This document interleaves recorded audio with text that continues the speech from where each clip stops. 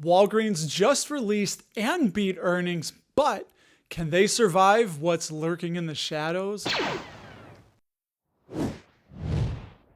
Hey, what's up? I'm Russ, and this is Dapper Dividends, where we are working to make work optional, and we are doing this through stock and crypto passive income. So Walgreens did just release their earnings, which we'll look at in just a second, but will they be able to survive what I think is a force that is lurking in the background? So check it out. Their total earnings per share, including discontinued operations, was $1.38 compared with a loss of $1.95 in the year ago quarter, and sales increased 12.1% to $34 billion, which was an uppage of 10.4%. Their sales increased 7.2% to $98.2 billion, which was a gain of 6.1%. One of my favorite metrics is free cash flow, and as I've said, just like Shakira's hips don't lie, free cash flow doesn't lie. It is a very difficult number to manipulate unless people want to risk going to jail, which their free cash flow was $3.3 billion, up $873 million year over year. And side note, Walgreens has administered more than 25 million COVID vaccinations to date. Looking forward, they raised their guidance to around 10% growth. And if you didn't know, the A is Walgreens Boots Alliance. They completed the divestiture of Alliance Healthcare Business to AmerisourceBergen for a total consideration of $6.5 billion. So I'm curious, are they going to now be the WB?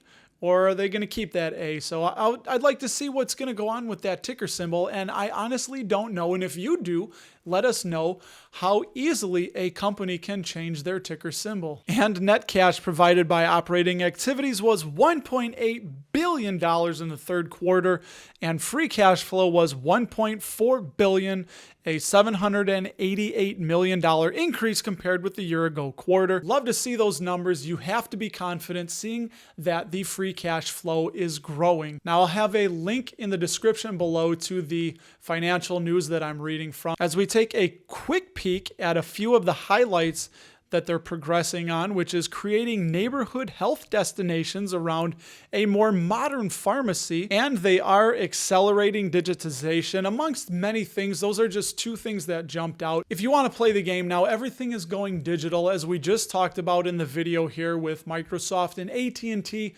We are moving toward a fully cloud universe, and it's just going to become more and more digitized. I like to see when companies are buying back shares, and one of the ways we do this is by looking at the weighted average common shares outstanding. I always look at diluted. We can see that a year ago they were at 875.4 million, and currently now they are at 867 million. So they've been buying back shares. Now, buying back shares does do a few interesting things. One of them is it can boost earnings. It can also, and usually does, boost the share price, but the companies also get to pay out less in dividends, as we see here that a year ago they paid out $1.2 billion in dividends. This time around they paid $1.212 billion, which was a decrease of about 3.8%. We did tease the boogeyman lurking in the shadows, and it is, of course, none other than Amazon. Well, depending on where you stand, if you're an Amazon investor, then you're going to be happy about that, and you're on the side of the boogeyman. So they want a share of the pharmacy sales.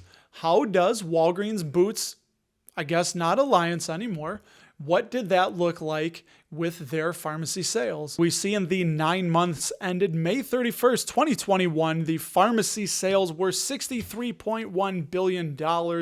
Now, out of that $83.25 billion total, that is about 75% of their sales are pharmacy. So why is Amazon plotting and planning to grab a share of the market? It is because the U.S. pharmacy and drugstore market is expected to generate $359.2 billion in revenue by 2025, according to IBIS World. And Tom Forte, an analyst with D.A. Davidson, says absolutely Amazon will take market share. CVS and Walgreens are ripe for disruption. And I completely completely agree that Amazon is a massive threat to the legacy pharmacies, which Amazon Pharmacy is already up and running.